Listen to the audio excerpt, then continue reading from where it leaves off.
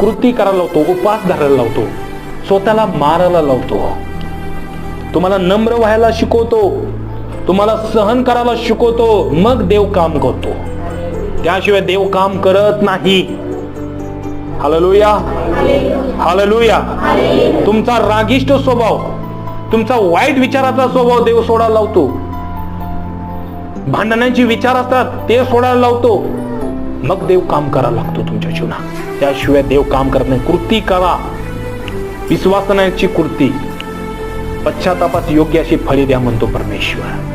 Hallelujah, hallelujah. आणि इथं वचन काय सांगत आहे की लगेच परमेश्वरानं जसं सांगितलं, मोशेनं हात उगारल्या समुद्र रात्रभर परमेश्वरानं वारा असा वाहिला, समुद्र आता दुबागा लागला, समुद्र दुबागा लागला आणि समुद्रात असं भिंतीसारखा उभा राहिला.